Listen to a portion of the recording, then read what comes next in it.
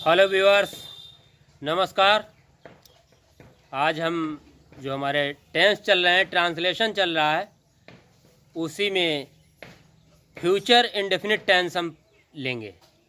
देखते हैं future indefinite tense कैसा होता है, कैसे बनते हैं उसके सेंटेंसेस, उनका ट्रांसलेशन कैसे होता है। स्टार्ट करते हैं भाई। तो फ्यूचर इंडेफिनिट टेंस, ये हमारा आज का टेंस है। मैंने ये 12 खाने की चाबी पहले ही आपके लिए दे दी थी। अफर्मेटिव सेंटेंस ऐसे बनते हैं, निगेटिव ऐसे बनते हैं, इंट्रोगेटिव ऐसे बनते हैं। ये तो 12 टेंस के लिए हो गई। अब हम फ्यूचर इंडेफिनिट टेंस के लिए लेकर के चलते हैं। तो 3 चीजें मैंने बताए थे, 3 का पावर देखिए। 3 चीजें हमें देखनी है। क्या चीज? पहचान हमें आनी चाहिए। किसी टेंस की हिंदी के वाक्यों में पहचान होनी चाहिए, इंग्लिश के वाक्यों की उसी से बनती है।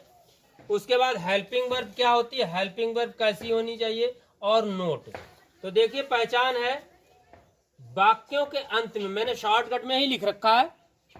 पहचान है वाक्यों के अंत में गा, गी, गे आदि आते हैं।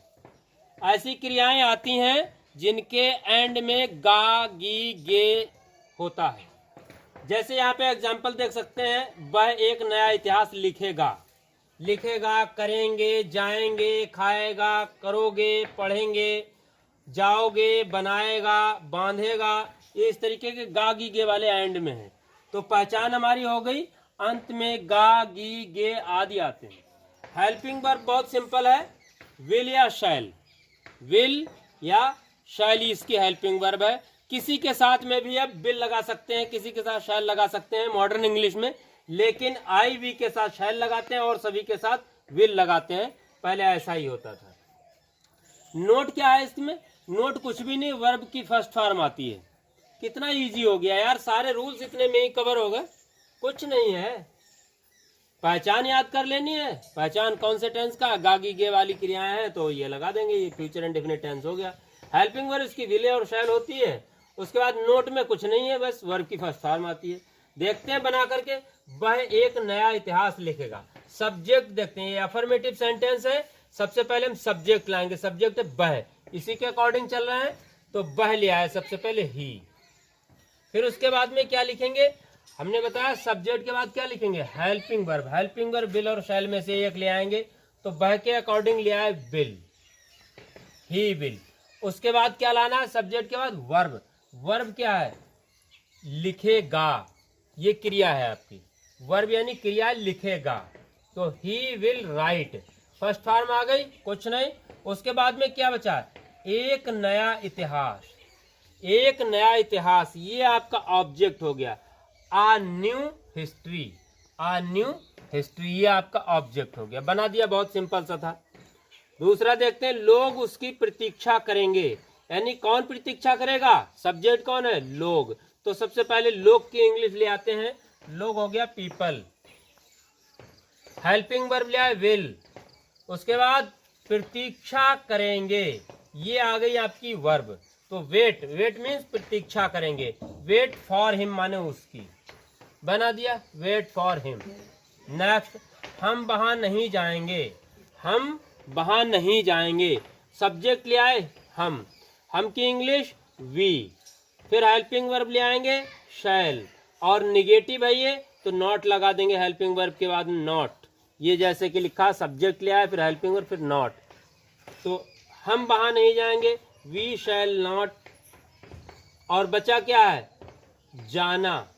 क्रिया ले आए गो, फर्स्ट फॉर्म लगानी है, और वहां की ले आए देयर। बना दिया। कितना इजी, कितना सिंपल हो गया। सोनू खाना नहीं खाएगा। सोनू खाना नहीं खाएगा, सब्जेक्ट कौन है? खाना खाने वाला कौन है? सोनू। तो सोनू ले आए। उसके बाद हेल्पिंग वर्ब ले आए। उसके बाद नॉट ले आए, और क्या लाना है? वर्ब लाना है। वर्ब हो गई खाने की इंग्लिश हो गई ईट, और खाना की हो गई फूड।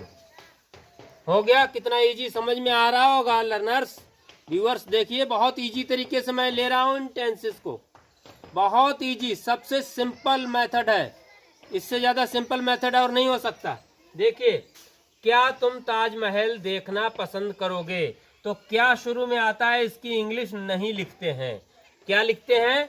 क्या शुरू में होता है? हेल्पिंग वर्ब से स्टार्ट करते हैं। हेल्पिंग वर्ब ले आए भाई, क्या होनी चाहिए? गागी गे वाला है तो क्या लाएंगे? विल। फिर सब्जेक्ट देखते हैं कौन है। सब्जेक्ट हो गया तुम यानी यू, विल यू। उसके बाद क्या लाएंगे, वर्ब लाएंगे।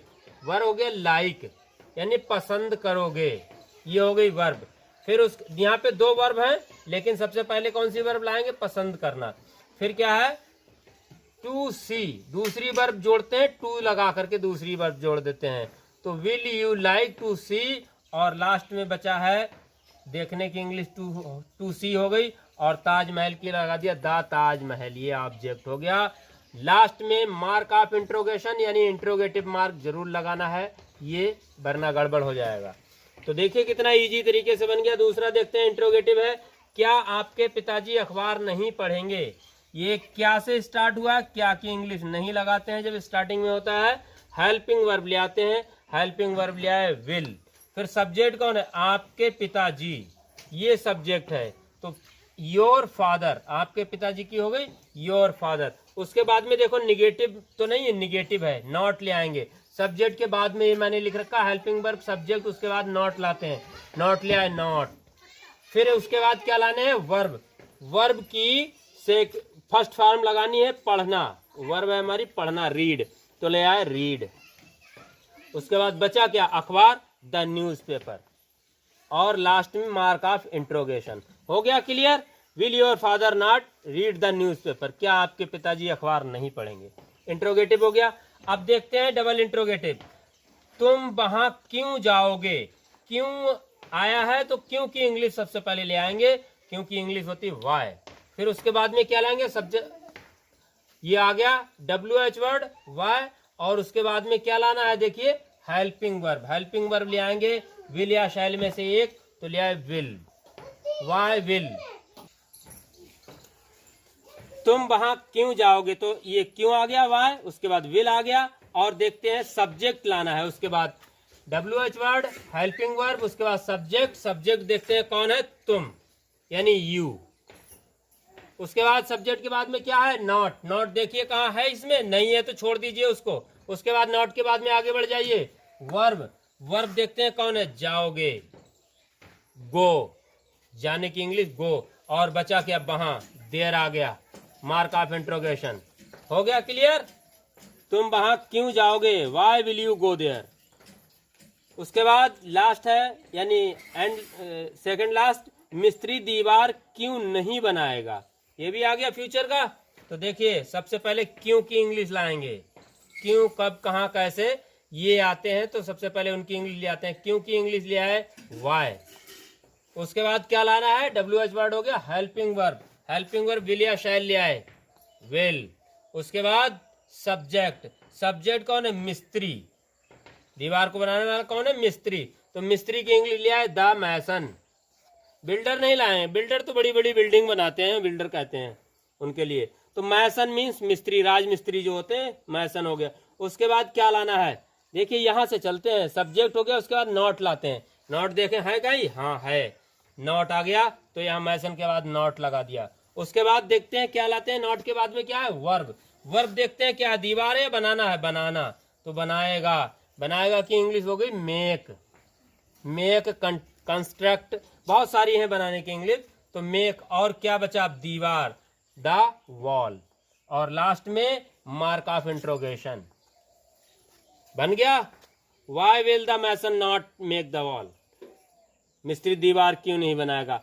लास्ट में देखते हैं, बिल्ली के गले में घंटी कौन बांधेगा, तो कौन आ गया ना, ये खुद एक सब्जेक्ट होता है, इसकी इंग्लिश होती हु, ले आए हु। उसके बाद क्या लाएंगे, helping verb. Helping verb will, who will. अब लाएंगे घंटी बांधना। घंटी और बांधना ये दोनों वर्ड को मिलाकर के लगा देते हैं well, who will well.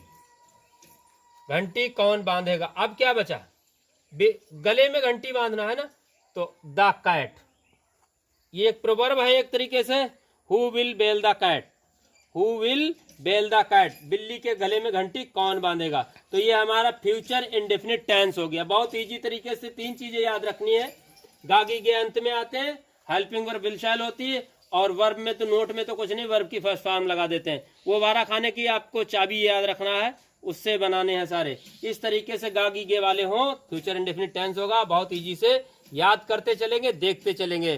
Thank you, have a nice day.